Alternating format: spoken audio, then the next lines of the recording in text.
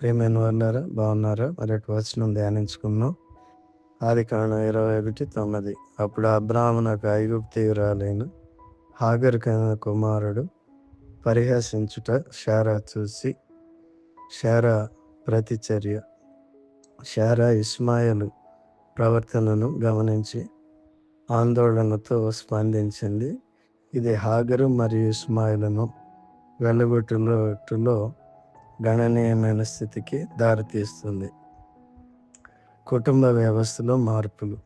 ఈ వచనము అబ్రాహాము కుటుంబంలోని క్లిష్టమైన సంబంధాలను స్పష్టం చేస్తుంది. వీటిలో శారా, హాగరు, ఇష్మాయేలు మరియు ఇస్సాకుల మధ్య ఉద్రిక్తతలను తెలియజేస్తుంది. సంఘర్షణ మరియు పర్యవసనాలు. ఇష్మాయేలు ప్రవర్తన మరింత సంఘర్షణ మరియు పరిణామాలకు దారితీసింది. ఇది కుటుంబంలోని సంబంధాలను ప్రభావితం చేస్తుంది. దేవుడు మిమ్మల్ని దీవించునుగాక. ఆమేన్.